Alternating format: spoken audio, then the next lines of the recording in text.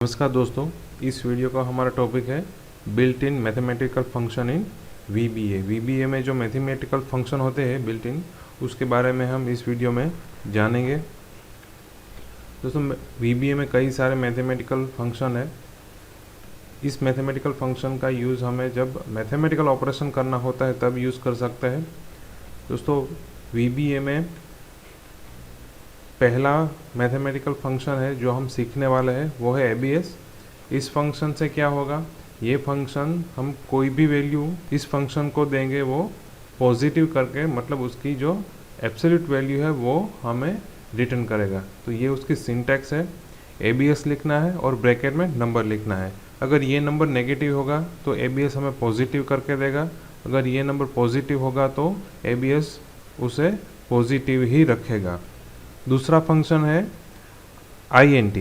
ये फंक्शन क्या करेगा, जो कोई फ्रैक्शन नंबर है उसका जो डेसिमल पार्ट है वो रिमूव कर देगा। मतलब अगर इसमें ये नंबर फ्लोट नंबर होगा या फ्रैक्शन नंबर होगा तो जो पॉइंट के बाद का पोर्शन है वो ये फंक्शन निकाल देगा और जो नियरेस्ट होल नंबर है उसमें कन्वर्ट कर देगा।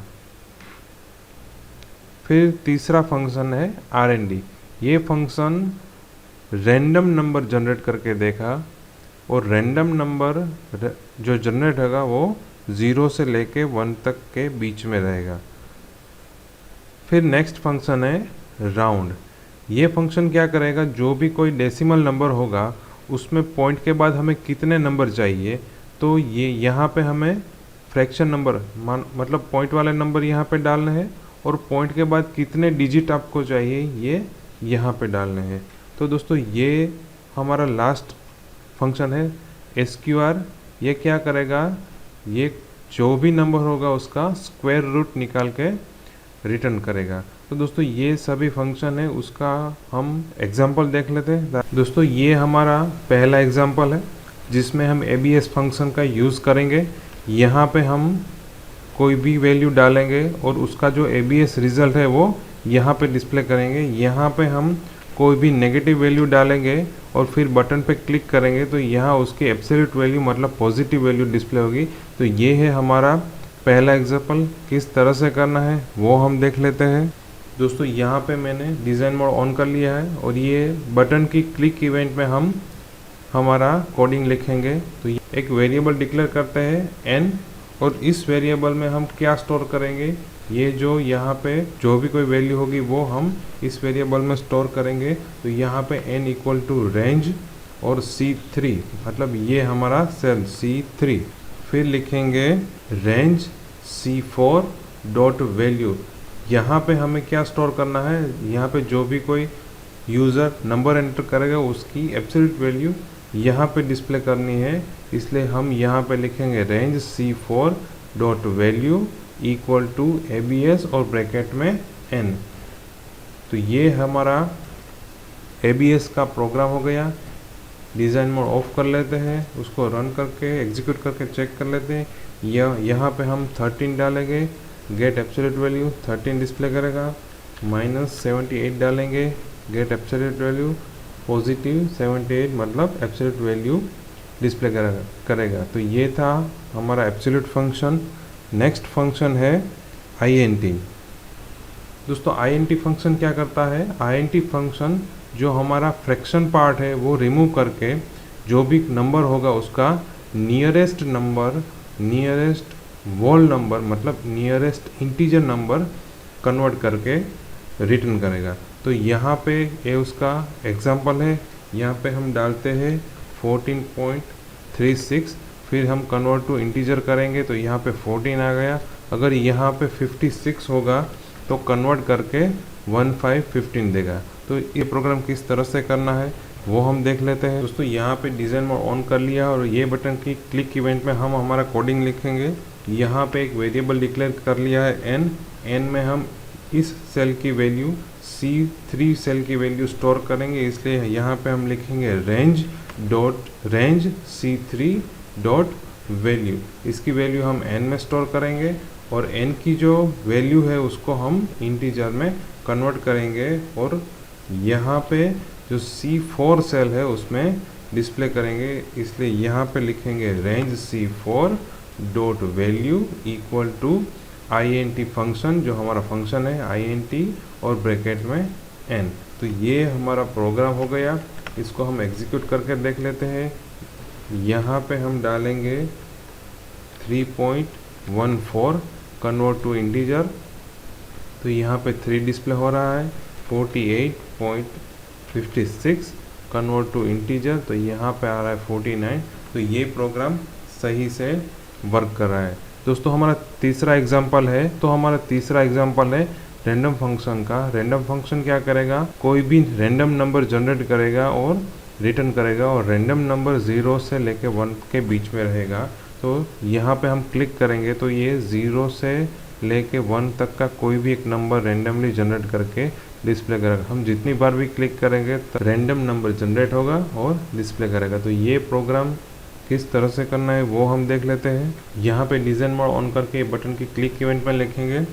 दोस्तों जो भी नंबर जनरेट होगा वो किस सेल में चाहिए, यहाँ पे हमें C3 सेल में चाहिए। तो यहाँ पे हम लिखेंगे रेंज C3 डॉट वैल्यू और रैंडम फंक्शन लिखेंगे RND और ब्रैकेट।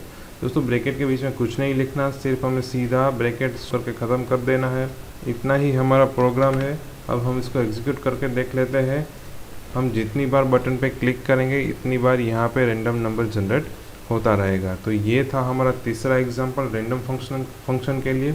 दोस्तों ये हमारा चौथा एग्जांपल है राउंड फंक्शन के लिए।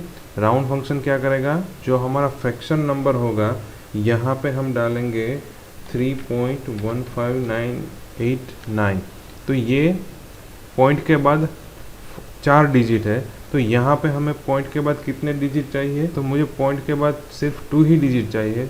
तो यहाँ पे मैं जब क्लिक करूँगा तो यहाँ पे क्या होगा, पॉइंट के बाद सिर्फ 2 ही डिजिट आएंगे और वैल्यू रिटर्न करेगा। तो ये प्रोग्राम किस तरह से करना है वो हम देख लेते हैं। यहाँ पे डिज़ाइन मोड ऑन करके राउंड अप बटन की क्लिक इवेंट पे हम लिखेंगे, यहाँ पे एक वेरिएबल डिक्लेयर करते हैं n में हम स्टोर करेंगे C3 सेल की वैल्यू। तो यहाँ पे हम लिख लेते हैं n equal to range C3 dot value. अब हम ये n में जो भी कोई वैल्यू आई होगी उसको राउंड अप करेंगे। तो यहाँ पे हम लिखेंगे, ये जो सेल है उसमें हमें उसका रिजल्ट स्टोर करना है। तो पहले हम लिखेंगे रेंज C4 डॉट वैल्यू और राउंड n कोमा 2। तो ये 2 क्या है, हमें डेसिमल जो पॉइंट है उसके बाद कितने डिजिट चाहिए ये हमें यहाँ पे लिखना है। तो हमें यहाँ पे 2 ही डिजिट चाहिए, तो हम यहाँ पे लिखेंगे रहे 2। तो ये हमारा प्रोग्राम हो गया राउंड फंक्शन का। इसको हम एग्जीक्यूट करके देख लेते हैं। 45.48963 जब हम बटन पे क्लिक करेंगे तो 2 ही डिजिट, यहाँ पे पॉइंट के बाद 2 ही डिजिट रहेंगे और हमारा रिजल्ट डिस्प्ले होगा। तो ये था हमारा चौथा एग्जांपल राउंड फंक्शन का। पांचवा फंक्शन है स्क्वायर रूट का। यहाँ पे हम जो भी वैल्यू डालेंगे उसका जो स्क्वायर रूट है वो यहाँ पे डिस्प्ले होगा। जब हम बटन पे क्लिक करेंगे तब यहाँ पे हम डालेंगे जो भी नंबर उसका स्क्वायर रूट डिस्प्ले होगा। तो ये प्रोग्राम किस तरह से करना है वो हम देख लेते हैं। दोस्तों यहाँ पे डिज़ाइन मोड और ऑन कर लिया है और एसक्यू रूट बटन की क्लिक इवेंट में हम हमारा कोडिंग लिखेंगे। यहाँ पे हम एक वेरिएबल डिक्लेयर कर लेते हैं n में हम C3 सेल है उसकी वैल्यू स्टोर करेंगे। इसलिए यहाँ पे हम लिखेंगे n equal to range C3 dot value. फिर हमें क्या करना है, यहाँ पे जो इसमें n वेरिएबल में जो भी कोई वैल्यू आएगी उसका हमें स्क्वायर रूट फाइंड करना है। तो इसके लिए हम फंक्शन यूज़ करेंगे और उसको स्टोर करेंगे C4 में। तो यहाँ पे हम लिखेंगे range C4 dot value equal to square और ब्रैकेट में जिसका भी हमें स्क्वायर रूट करना है वो नंबर। तो यहाँ पे हम लिखेंगे n। तो ये हमारा प्रोग्राम हो गया। अब हम इसको एग्जीक्यूट करके देख लेते हैं। यहाँ पे हम लिखेंगे 64, तो उसका स्क्वायर रूट निकल के आएगा और यहाँ पे डिस्प्ले होगा। यहाँ पे हम लिखेंगे 8, तो स्क्वायर रूट होगा इस 2.82। तो ये हमारा एग्जांपल हो गया स्क्वायर रूट का।